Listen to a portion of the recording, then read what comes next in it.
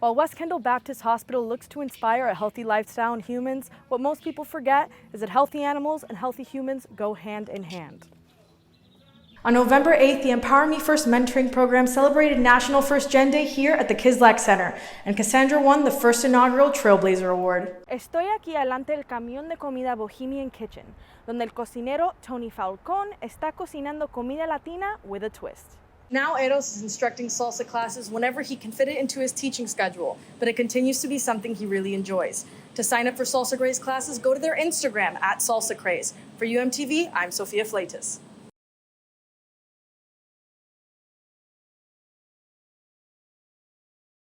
En otras noticias, la quinta temporada de Elite regresó a Netflix el 8 de abril de 2022. Elite sigue el conflicto entre los estudiantes de la escuela secundaria de élite española Las Encinas. El querido programa debutó en Netflix en 2018 y desde entonces se ha convertido en una sensación entre la audiencia joven. La quinta temporada was filled with drama, revelations, and confusions, y se espera que la próxima temporada mantenga la tendencia de más drama y emoción. Musicians like Neil Young, the Rolling Stones, and R.E.M. have asked the president to stop playing their music at campaign rallies. Among these artists is the former Creedence Clearwater Revival singer John Fogerty. Fogerty tweeted his negative opinions about the president using his song Fortunate Son for his campaign. En otras noticias, Don Francisco categorizó al cantante Bad Bunny como desagradecido, tras afirmar que ha tratado de contactarse con él en numerosas ocasiones, pero sus llamadas han sido ignoradas. La personalidad de televisión fue una de las primeras personas en apoyar al cantante puertorriqueño en los comienzos de su carrera. Bad Bunny no ha publicado una respuesta.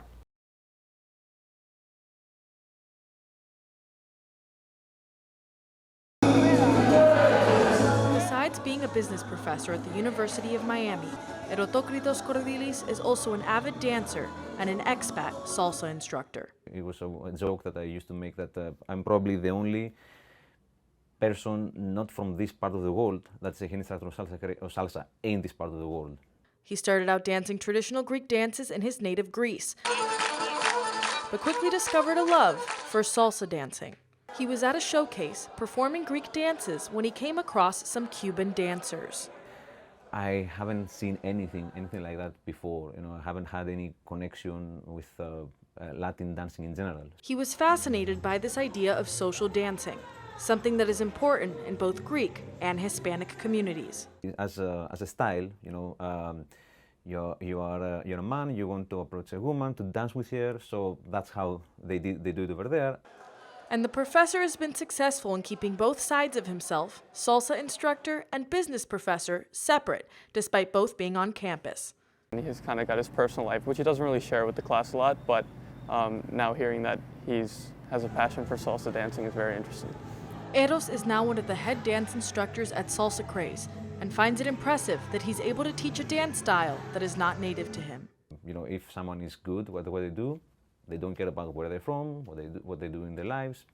They ask them to lead. For UMTV, I'm Sofia Fleites.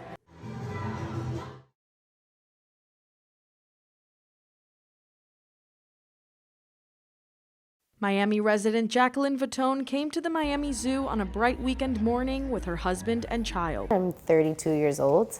I am a mother of a 1-year-old and a wife of a 33-year-old. Jacqueline not only cares for her toddler, but she is also her husband's caregiver. She had to take on that role when he was diagnosed with cancer 3 years ago, as well as find ways to live a healthier lifestyle. We actually went to a dietitian that focused on specific healthy habits for a cancer patient. So it included a lot of seafood, a lot of outdoor activity, a lot of exercising. So we started incorporating that into our everyday life, and then we do the 5K at the zoo. Jacqueline and her family were among thousands of participants in the various races hosted by Zoo Miami on October 8th as part of the 10th annual Zoo Run. The event, which featured several different runs for all ages, benefits West Kendall Baptist Hospital and the Zoo Miami Foundation. Runners were encouraged to dress up in animal-themed costumes and run through the park's different areas. Proceeds from it will be used for programs supporting a healthy community, a healthy zoo, and a healthy you. Wildlife and humans are inextricably connected. While West Kendall Baptist Hospital looks to inspire a healthy lifestyle in humans, what most people forget is that healthy animals and healthy humans go hand in hand. Whether we're protecting the bees that pollinate the flowers and plants that provide us with the fruits and vegetables that we eat, to the ocean reefs that protect the oceans and protect our coastline from things like storms and filter the water and provide fisheries for fish that we eat, to the Amazon forest that provide the medicine and the oxygen that we breathe. By protecting this wildlife, we're protecting ourselves. Because of the pandemic, the last 2 years the zoo run was held only virtually. So this year's participants were grateful to be able to run in person once again. Oh, it was amazing. The experience was amazing.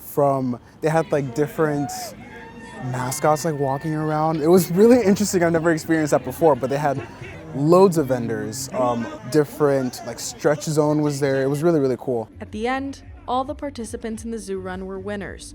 They had a great time and left with a goodie bag, a medal, and a free day at the zoo.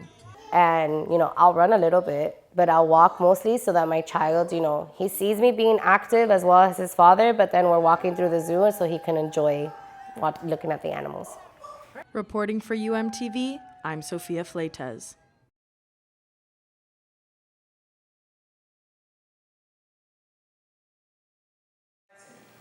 Who's going to help me with my college essay? Cassandra is a senior at the U.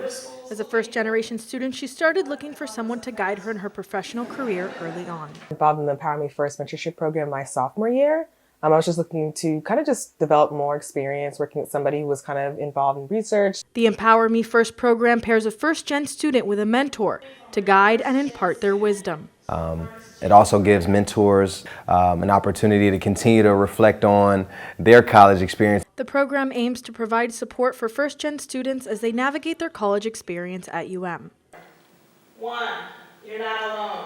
Just having somebody on campus that advocates for you outside of the classroom, that's really focused in on helping you accomplish specific goals that you create within this program, I think is really empowering. First-generation students here at the U make up about 1/5 of the undergraduate student population, but they're not very easy to identify on a campus with nearly 17,000 students.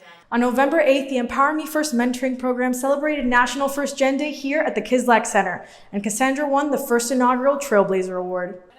The award is given to someone who continues the mission of the program, creating spaces where people are proud to be first gen. We're really resilient people who are passionate about getting our education, doing something in the world, being resilient, creating those spaces of belonging. How dare we go against the semantics of higher education and be both first gen and excellent? For UMTV, I'm Sofia Fleites.